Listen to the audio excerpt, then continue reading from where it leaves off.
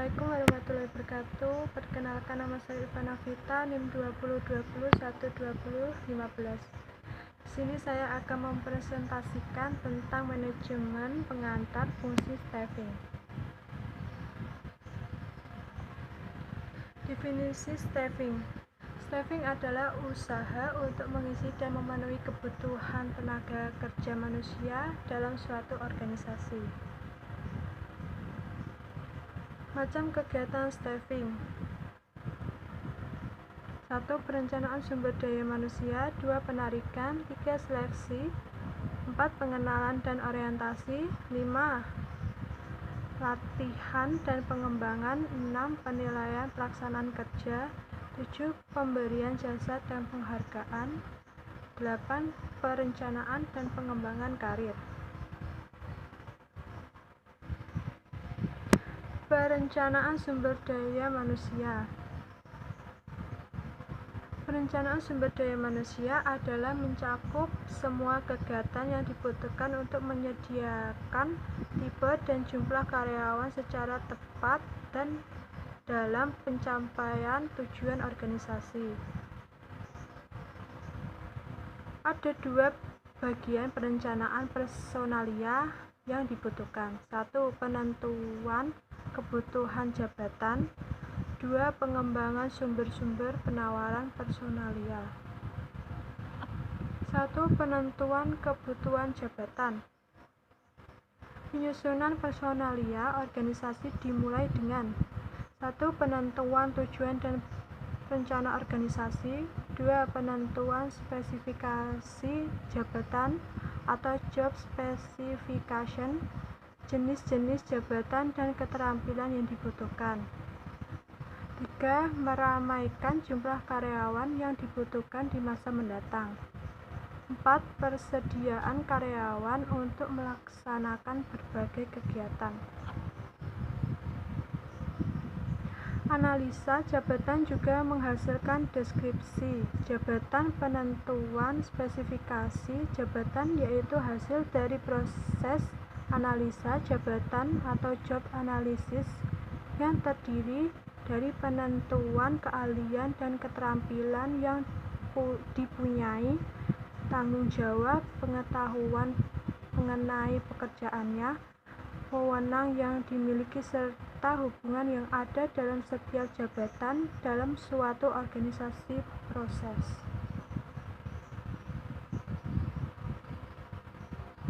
Pengembangan sumber penawaran personalia.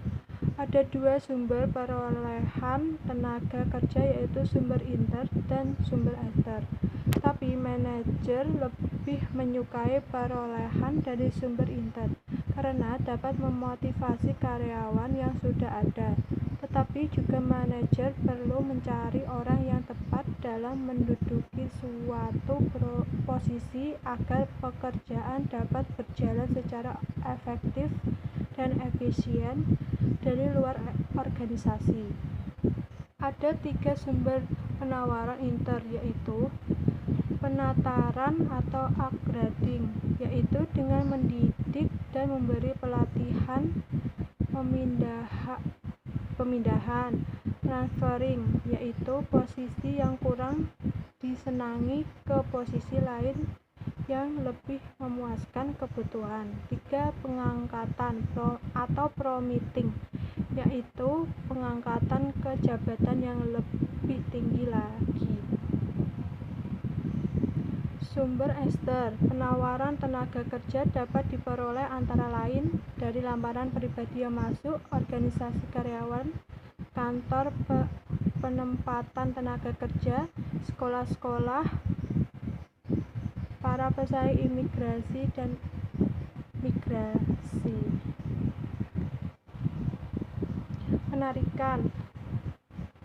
Penarikan atau recruitment berkenaan dengan pencarian dan penarikan tenaga kerja potensial dalam jumlah yang tepat dan dengan kemampuan untuk mengisi suatu jabatan tertentu yang akan diseleksi untuk memenuhi kebutuhan organisasi. Metode yang digunakan untuk penarikan tenaga kerja bisa dilakukan dengan melalui iklan, leasing, atau penggunaan tenaga honorer. Rekomendasi dari karyawan yang sedang bekerja, lamaran pribadi, lembaga-lembaga pendidikan, kantor penempatan tenaga kerja, serikat buruh, dan penggunaan komputer. Seleksi yaitu pemilihan tenaga kerja potensial untuk menduduki suatu jabatan tertentu dari lamaran yang masuk. Adapun langkah-langkah dalam prosedur seleksi yang dapat digunakan yaitu 1. Wawancara pendahuluan, 2. Pengumpulan data-data pribadi atau biografis, 3. Pengujian atau testing, 4. Wawancara yang lebih mendalam, 5. Pemeriksaan referensi presentasi, pemeriksaan kesehatan, keputusan pribadi, orientasi jabatan.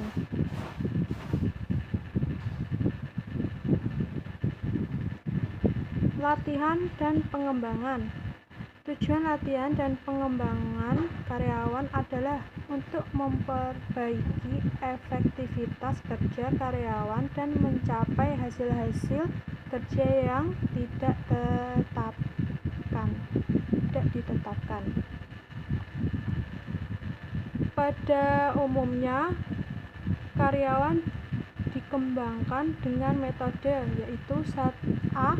Metode on the job yang biasa digunakan.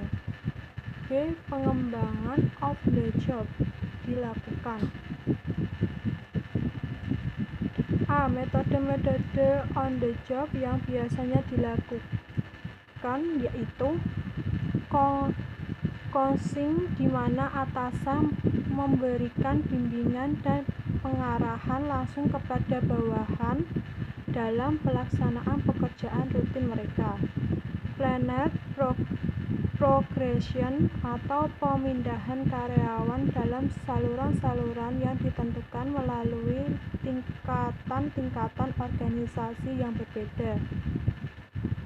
Rotasi jabatan, pemindahan karyawan melalui jabatan-jabatan yang bermacam-macam dan berbeda-beda. Penugasan sementara di mana bawahan ditempatkan pada posisi manajemen tertentu untuk jangka waktu yang ditetapkan. Sistem penilaian presentasi formal. B. Pengembangan off the job dilakukan dengan program-program pengembangan eksekutif di universitas atau lembaga-lembaga pendidikan lainnya, di mana para manajer berpartisipasi dalam program-program yang dibuka untuk umum melalui penggunaan analisa kasus, simulasi, dan metode-metode pengajaran lainnya. Latihan laboratorium, di mana orang belajar menjadi sensitif atau peka terhadap orang lain, lingkungan, dan sebagainya. Pengembangan organisasi yang menekankan perubahan, pertumbuhan, dan pengembangan keseluruhan organisasi. Penilaian pelaksanaan kerja.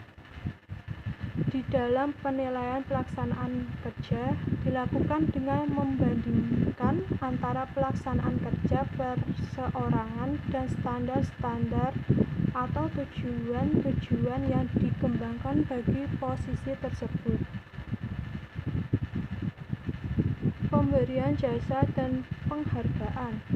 Pemberian jasa dan penghargaan yang disediakan bagi karyawan sebagai kompensasi pelaksanaan kerja dan sebagai motivasi bagi pelaksanaan di waktu yang akan datang. Kompensasi adalah pemberian kepada karyawan dengan pembayaran finansial sebagai balas jasa untuk pekerjaan yang dilaksanakan dan sebagai motivator untuk pelaksanaan kegiatan di waktu yang akan datang. Dalam pemberian kompensasi ini harus memperhatikan prinsip keadilan, yaitu pada bagaimana mereka melihat nilai relatif dibandingkan yang lain yang berdasarkan pada tanggung jawab yang diemban, kemampuan yang dimiliki, produk-produk dan kegiatan-kegiatan manajerial. Kebijakan-kebijakan dan praktek-praktek manajemen ditentukan oleh interaksi dari 3 faktor, yaitu 1. Kesediaan membayar sesuai dengan pengorbanan yang diberikan kepada organisasi atau perusahaan. 2. Kemampuan membayar yang tergantung pada pendapatan yang diterima oleh perusahaan yang tidak lepas dari produktivitas karyawan. 3. Persyaratan pembayaran yang tergantung pada kondisi perusahaan, peraturan pemerintah, serikat kerja, kondisi pemerintah, dan penawaran tenaga kerja dari para pesaing. Perencanaan dan pengembangan karir. Di dalam perencanaan dan pengembangan karir mencakup transfer atau promosi, demosi, dan lateral, penugasan kembali, pemecatan, pemberhentian, dan pensiun. Terima kasih. Cukup sekian dari saya. Jika ada kata-kata yang salah, saya mohon maaf. Wassalamualaikum warahmatullahi wabarakatuh.